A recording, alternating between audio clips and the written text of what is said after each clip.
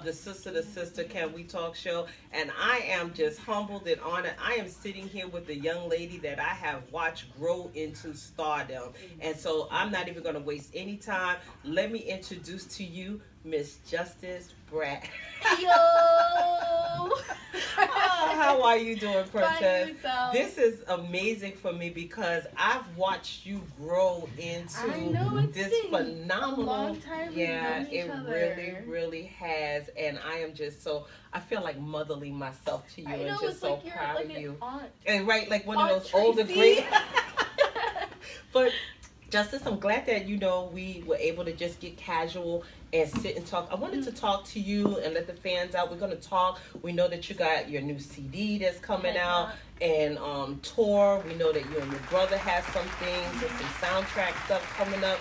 So we want to kind of give people an in-depth look into what I like to say the new Justis. Okay, because a lot of your fans have been following you for a long time. They followed you on the No Bullying tour. They followed you, all through your walk of where you are now. But we want to take them into, because it's got to be different now, not being little Justis anymore. Little clean music movement. Exactly, the little clean music diva. So let's take them back though for a minute and stuff. Tell them, who is Justis Bratt? How did Justis Bratt come to be?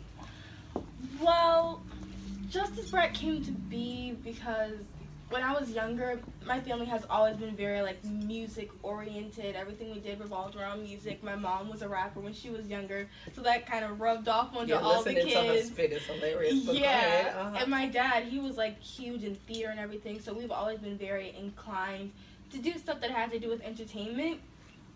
But it actually became serious for me when I was about 13 years old, about 7 through 13, because that's when I really started to find myself with music, because music started to help me cope through what I was going through, because I was bullied a lot in school. And so it was kind of like an outlet for me to just release all of my emotions and be completely who I wanted to be. And so that's kind of how Justis Bratt started, from, just a little rough girl that was sad in school, and she became, just something that she just wanted to make it into something. But that's an inspiring story, because we often hear we live in a time where young adults and young kids are being bullied by people, and you actually took a negative and turned it into a phenomenal positive. I mean, for God's sakes, you made a whole movement out of it. That whole No Bullying tour was a huge success, in part to not only your talent, but the passion that you and your parents put behind that talent. Okay, so now we got the little girl, the butterfly has, come out of the cocoon, okay? And I think it's great because we know that your older sister also was in entertainment, but you set your own tone. You didn't get overshadowed by who she was, because she was hugely a huge child star. And so how easy or difficult was it for you to find your niche, for your own voice in a household that is inundated with phenomenal talent? Well, being that I was in a house full of people that was very musically made, basically, what I did, which is what my mom taught me to do, I cut myself off from everybody completely, didn't listen to any other female rappers. I just focused on myself and built who I was, the voice that I wanted to have with music, the type of style that I wanted to write. That way, when I made my sound, it wouldn't have derived from other people, it would have been completely me. Okay. Who are some of your musical heroes? Oh, definitely Lady Gaga and Beyonce. Okay. I just love the whole aspect of putting on a full show. Okay. And when people come to a concert, they feel like they're getting everything that they're paying for, the huge sets, concerts, dance, choreography. I feel like that's real entertainment. How difficult was it for you to find the new Justis? Because we're accustomed to you, Justis Bratt, little tutus, sneakers, and everything. And now Justis is a woman with an overprotective dad, so we know. But I seen that last costume, and that was phenomenal. That gave me Janet Jackson. That was actually what I was going for, too. Okay. So how do you feel does being talented and sexy now intimidate you? Because you're absolutely beautiful. Thank you. It's actually been a pretty hard transition, going from being the face of the clean music movement to making more adult music, because whenever I write my music now, I'm I'm always thinking of substitutes for curse words, and I'm like, I don't have to substitute anymore. And now I feel like, I don't know, am I putting in too many? Am I putting in too less? Right. But it's a transition. So tell me about the new CD.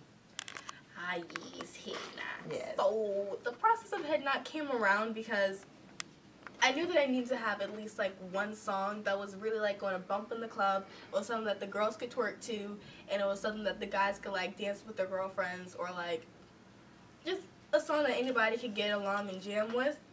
And I kind of like made this idea because I was thinking about all like the different types of girls that there are that listens to music and that really love to just get down in the club.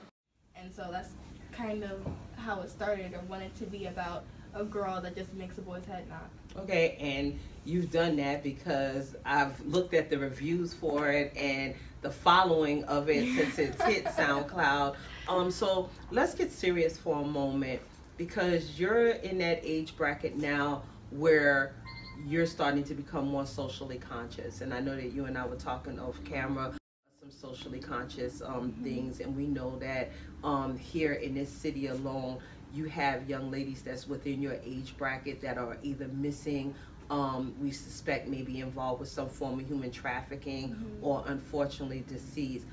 Do you feel some responsibility in your music to be socially conscious, to convey a message? What do you feel about that? Definitely. Whenever like it comes to me making fun music, I always remember at the end of the day that people get a lot of influence from the type of music that they listen to and the type of people that they look up to. So I always make it a point whenever I write a fun or like a really like crazy song that I take it back and dial it down and get serious with my music and make a more serious tone song. Like I have this song called Heal the World that I got inspiration from Michael Jackson, and it's about all of the type of discriminations that people go through, all of the trials and tribulations that the different races around the world experience and stuff like that, that I will be releasing soon. And I just make sure that I put in a full message and not just let people know that, hey, everything's a party, when there's the real world also. Right. I like that. I also like the fact that you made it like a happy balance. You kept in mind that, you know, people like to dance, people like to party, but there is some messages that's out there. For your fans that have been around for a long time, have you received any feedback or pushback? Do they like the new Justice? Or yeah, I've been getting a lot of comments on my Instagram like, hey, we with you, Brad, hashtag Team Brad back. And I was like, oh, I've never got these kind of comments before. That's wonderful. Now, one of the things that I always know that I like a lot of people to know is that outside of singing, you have an entrepreneurial spirit, because your mom, I think, done a phenomenal job of giving you the happy balance that there's always got to be some form of life after music. And I know that Justice had her own swim line, her own sneakers, anything case. Right, anything that you see that you want to do or in the process that you care to talk about now as far as merchandising? I definitely, when I get into the industry, I really want to make my own candy bar. I've had like a little candy bar idea with my little brother that we've had for a while. We're still thinking about it, but I definitely want that to be a huge thing. Okay. Well, I can see that you can open doors and stuff. Tell people, where can they find your music? You can find my music on Spotify, Apple Music, Google Play, Amazon Music, Pandora, Deezer, Tidal, and SoundCloud. And if they're not going to remember all of that, where's the one place that they can go to get all their information about Justis Bratt? My Instagram on It's Justis Bratt, my Twitter Justis Bratt, my Facebook Justis Bratt, my Snapchat Justis Bratt, everything is Justis Bratt. Head Knock has hit on the scene and it is doing phenomenal. Tell us, what does Justis Bratt got coming up next? I'm going to be going to California soon to be doing some production, building up on the album. We're going to be doing a lot of radio interviews to build up the song, television promotion, and things like that. That's awesome. Now, I remember last year following you that you got invited by Katherine Jackson to do Michael Jackson tribute. It was so crazy when that happened, because I remember like literally right after the performance, we were looking me up just randomly, and I was the front page header of the Michael Jackson showcase that they were doing. Like, I can't remember, I think it was the Tribune, and they were doing a front cover page for the Michael Jackson event, and I had made the front cover like artists that had performed, and people like Beyonce had performed in New York, and people like Chris Rock were there in Times Square with everybody doing the one in New York City, and little old me from Virginia made the front cover. I was like, oh my God. And that's why we are staying in tune with you. With that note, take that, ladies and gentlemen, the new Justis Bratt. Tune in, look out for Head Knock, follow her on Instagram, and Raw Silk thanks you for tuning in to another special edition of Can We Talk?